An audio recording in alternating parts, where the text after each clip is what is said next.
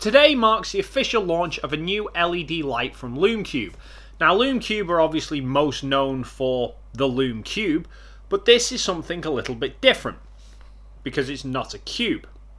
This is a temperature adjustable light panel.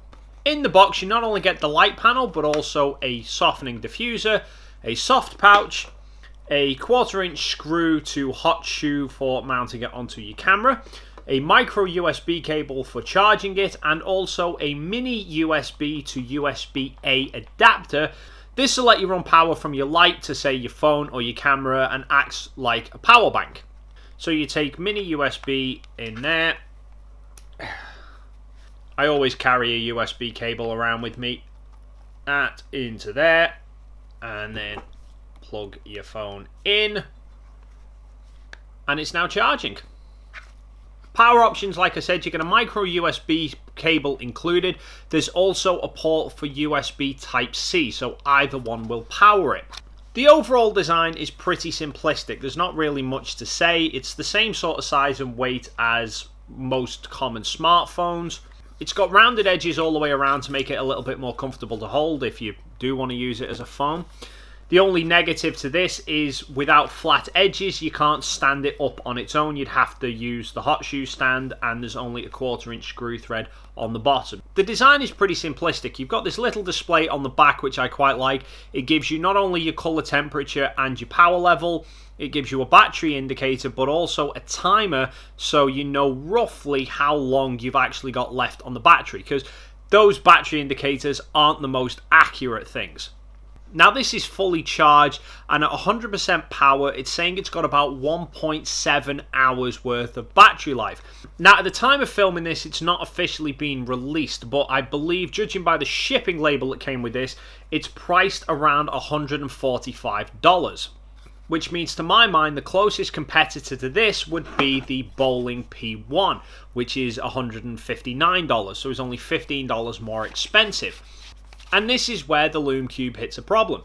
Because, to be fair, it's a fairly decent feeling light panel. It's colour temperature adjustable from 3200 up to 5600 Kelvin. So it's not the most broad spectrum of colour temperatures available. Particularly when the P1 can do 2800 up to 8500 Kelvin. And when I compared these two up side by side at equal colour temperatures, the Lume Cube actually looks slightly warmer. I think this is maybe 100 or 200 degrees Kelvin lower than the P1. And the P1 also gives you a full RGB mode, whereas the Lume Cube is just the color temperature. There's no RGB at all. There are two advantages to the Lume Cube, however. At 100% brightness, the Lume Cube is brighter than the P1. I haven't got an official stat as to how many lumens or lux that this thing is actually outputting, but when I compared the two up side by side at the exact same target at the same distance under stable lighting, the Lume Cube is definitely a fraction brighter. And also the weight as well. I love the P1 for its versatility, and it is a pretty substantial light, but there is a little bit of weight to it. This thing's like 270 grams or something like that. The Lume Cube is a fair bit lighter. It's about 100 grams lighter if memory serves me right, although you can kind of feel that. The back of it's fairly thin metal, but it doesn't flex at all. But the front appears to be very thin perspex that flexes quite easily, and I'm slightly concerned that in long-term usage you may risk starting to damage the diodes underneath this. But in fairness, if you keep the diffuser on at all times, that'll help protect the front a little bit more. So I would say the Lume Cube is a pretty decent light. It's extremely bright, and the option of being able to run power from the light is also a bonus. But for $15 more for me, the Bowling P1 is still my go-to choice. The greater colour temperature range, the ability of doing RGB, and the much better battery life still make this the winner in my eyes.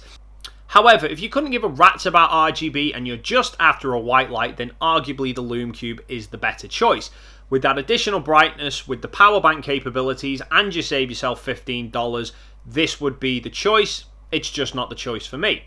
But which would you choose? Would you go for the Lume Cube that's not actually a cube, or would you go for the Bowling P1?